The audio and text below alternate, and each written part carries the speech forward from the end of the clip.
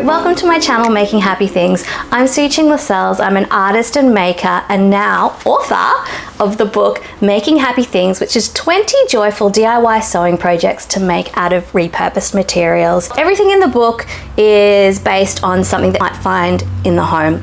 Think pillowcases, towels, linens, tea towels, but of course you can use fabric scraps and whatever you have in your stash as well. I really created the book as a springboard to your own ideas and hope that you will make it your own.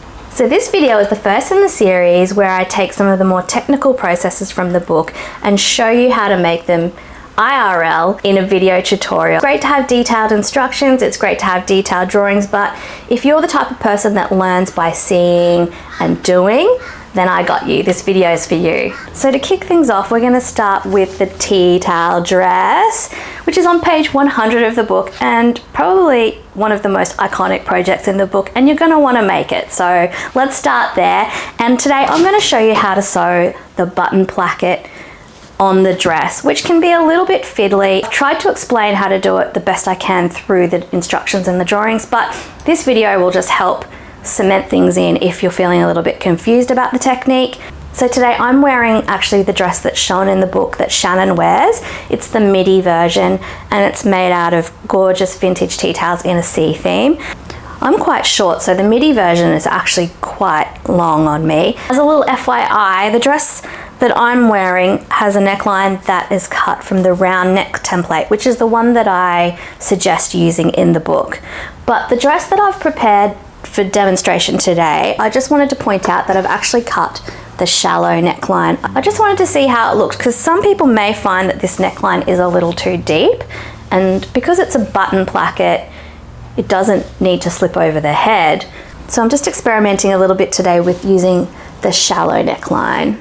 So we'll see how that turns out. So the dress that I'm going to be working on today is the maxi version. This is a gorgeous version made from vintage tea towels that I've been collecting for ages or I've had in my stash, and they just look so gorgeous together. So I've followed all the steps in the book to complete the dress. I've sewn all the panels together. I've completed and finished the neck with bias binding. And I've also finished all the interior seams on the overlocker. So all that's left to do is to add the front button placket and then it'll be finished. And that's what we're going to learn how to do today, so let's get started. So the first thing I'm going to do is prepare my pieces for the button placket. So what I've done is followed the instructions in the book and cut strips from the long side of the tea towel. I've got 4 of these, and I've also cut some interfacing. In the book I do say to interface the whole backside of the placket pieces, and that really is the easiest thing to do. But for my version today I'm going to interface just half of the button placket side. You can do either way. Obviously it turns out a little bit thicker if you interface the whole backside. It doesn't really matter what you do as long as you've got one layer of interfacing. Adding the interfacing just helps to strengthen the fabric when you add buttons and buttonholes. So by having one layer there is going to be enough for that. But that's up to you. Whatever you find easiest, you can interface half or the whole. That's totally up to you. But for my example today, I'm going to be showing you half. So I've cut strips, roughly half the width. I'm going to go and iron those on now. I'm using a medium or lightweight fusible iron-on interfacing that is cotton.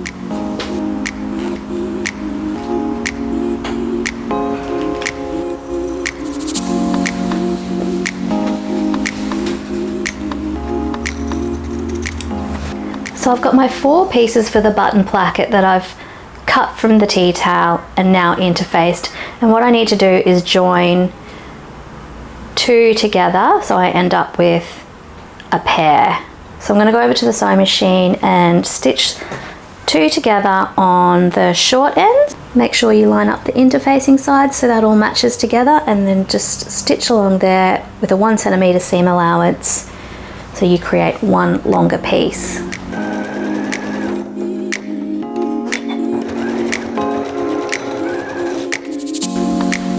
It's all neatly pressed. Now we're going to stitch this onto our dress. I'm just going to trim off the excess bias binding at the neckline where it's gone over the edge.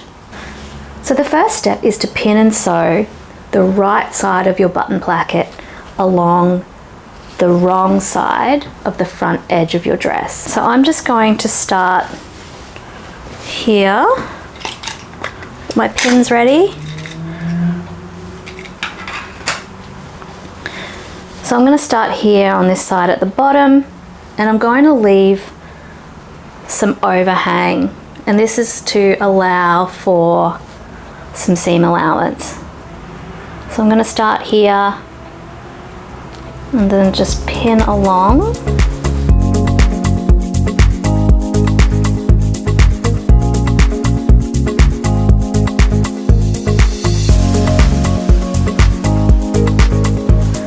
Now, this is going to be longer than you need. You can see that my neckline stops there and I've got quite a bit of overhang.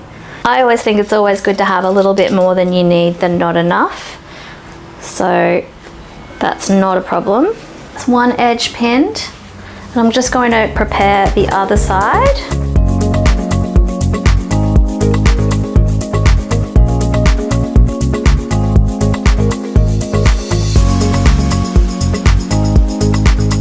And now I'm just going to take it over to the machine and stitch a 1 centimeter seam allowance along that pinned edge.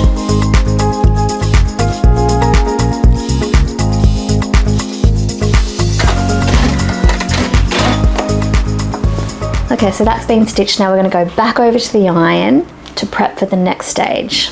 This next part, we're going to press the placket piece away from the dress. So we'll just press along the edge. Pressing helps set the seam, but also it needs to go in this direction. So we just want to help it along, making sure that the seam allowance is also being pressed towards the placket piece. So it's all going in that direction.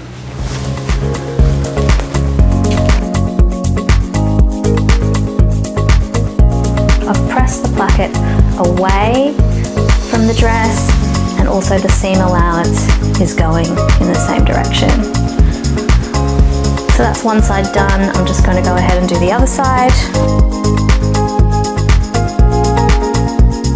So both of those button plackets have been ironed, and I'm going to keep the iron on, and I'm going to go back and iron a 1 centimeter hem on the raw edge of the button placket towards the wrong side. So it'll look like that.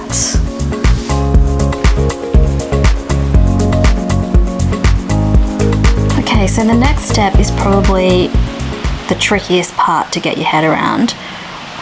What we're going to do, this is the hem side of my button placket. I might grab my pins.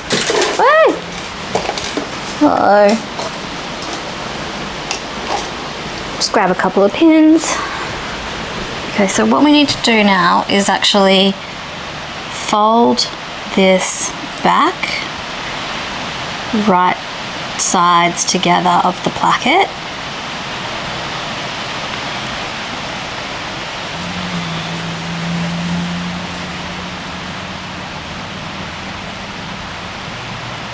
Keeping your pressed seam allowance pressed. Fold it back, overlap that seam a little, and then I'm just going to give it a little finger press there.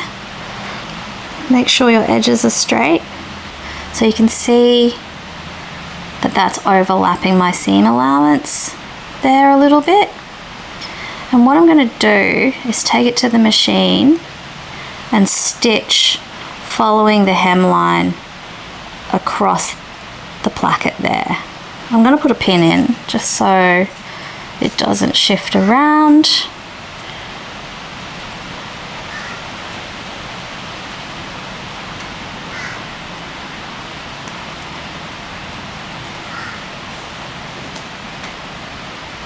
And we're going to do that for the top and bottom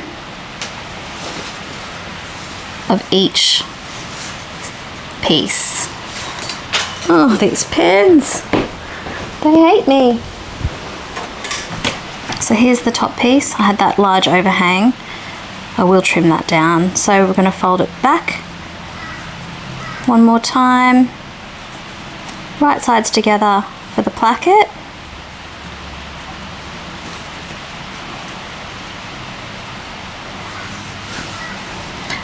I mean, honestly, you should trim that. It'd be easier to line it up. And we're going to make sure that it goes over the stitch line, which is not quite doing here. Goes over the stitch line. I'm going to give it a little finger press to help it on its way. And then if I flip it over, I can see from that side the folded edge is going just over that seam allowance, and I'm going to stitch following the neckline. You don't really want to go out straight, you actually want to follow the curve. So if you have a pen handy, it can help to just mark that curve out. If you stitch straight out like that, your neckline will end up kind of going out in a funny shape. Where I'm going to sew, it's not a perfect,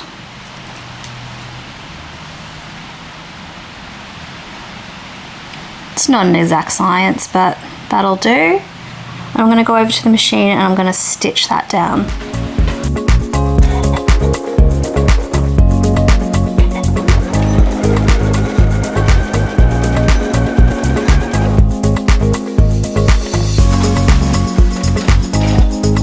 After I stitch that, I'm just going to trim the excess off, and I'm also just going to clip the corners, being careful not to cut into my stitch line. Okay, start there.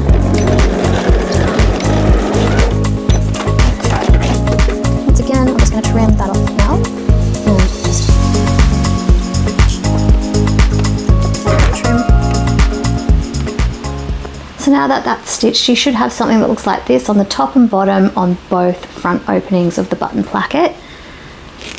And what I'm going to do,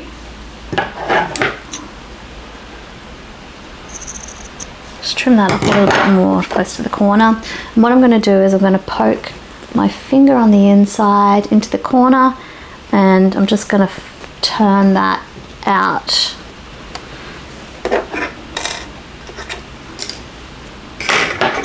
Might use, if you've got a little corner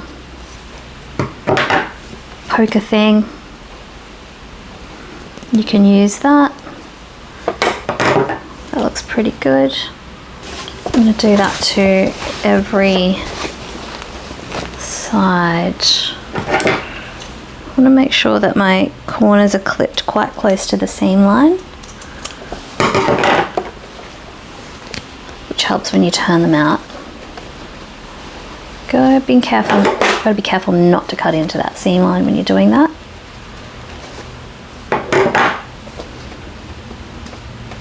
Your button placket should fold over the raw edge, encasing it.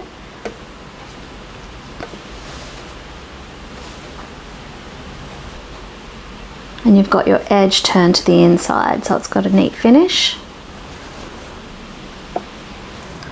So we want to fold this edge back towards the dress, and we want to overlap the stitch line.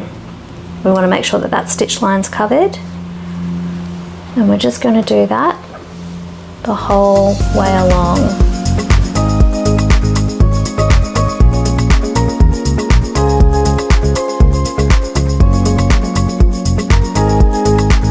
Take this over to the machine, and we're going to edge stitch close to this edge to close up the button placket, and we'll do that on both sides.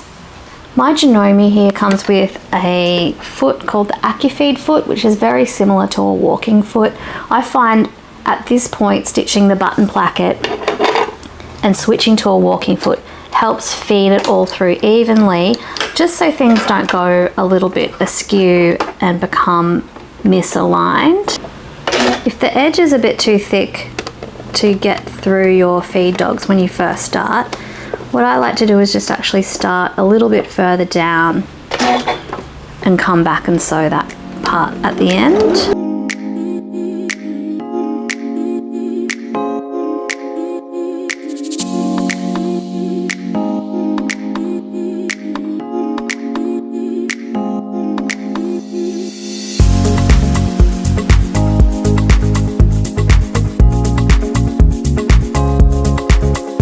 But remember at the beginning where I didn't quite get to stitch it? So I'm just going to go back and I'm actually going to flip it this way. So I'm going the opposite direction. So I'm starting on a flatter section. I always find that this just helps get over that little hump at the beginning. So I'm just going to start stitching, go for my back stitch, and then of course you can just continue on. So you get that little section done. So that's all neatly finished. Few little wonky seams, but hey, that's part of the charm. I'm going to go ahead and stitch the other side in the same way, and that'll be our button placket all finished and enclosed. And then we just need to add the buttonholes and buttons.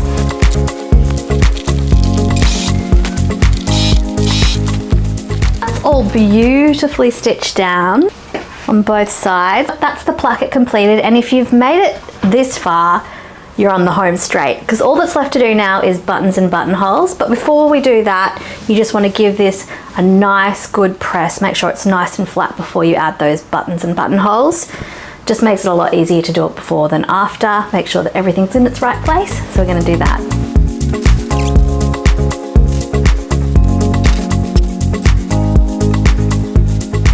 Time to mark out the buttonhole spacing, and this is really embarrassing, but I don't actually have a ruler. I'm working from my home space today, and I'm not in the studio where all my rulers usually are, and I also have one of those expanding gauges. I do show you what it looks like in the book here. If you have one of those, they are perfect for marking out buttonholes, so you get them all evenly spaced. You can just expand it out, work out how wide you want your buttonholes to be spaced, and you can do it all in one go. It's chef's kiss. It's so good. I love that tool, but unfortunately for me, I don't have it on me, and I'm just going to have to use a tape measure to get the job done today, but that's okay. Use what you've got. If you've got a tape measure, use it. If you've got a ruler, use it. So whatever works for you, whatever you've got, you can make it work, as I am going to have to today. I'm going to find my tape measure. Got it. So I'm going to start marking my buttonholes, and I'm going to go from the top down because I'm going to place the first one fairly close to the top. I'm going to work out basically roughly how big my button is, and I'm going to make a little mark. I'm going to go away and do that with my tape measure and pen.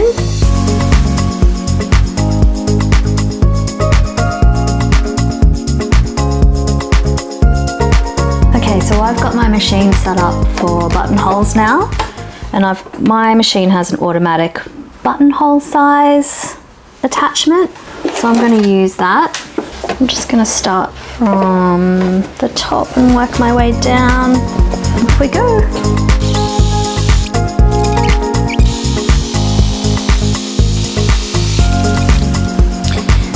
So all the buttonholes are now sewn in. You see that?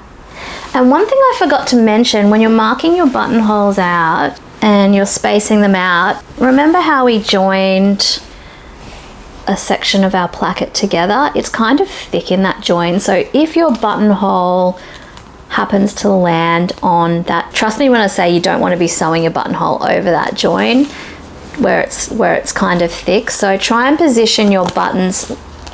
As I was measuring mine out, it just so happened that it fell on either side of the join. So if you can do it that way, that's for the best. So my buttonholes were spaced 13 centimeters apart. That's what suited me for the size of my buttons. If you've got smaller buttons, you probably want to put them a little bit closer together. My buttons were kind of medium to big, so I found that that's a good size for me to work with. So just keep in mind that join is kind of thick. All it's left to do now is open up these buttonholes and then add the buttons. And then voila, it's gonna be done. To mark out the button position, I like to lay my dress out on a nice flat surface. I like to use the ironing board because it fits the whole dress, but any flat surface will do.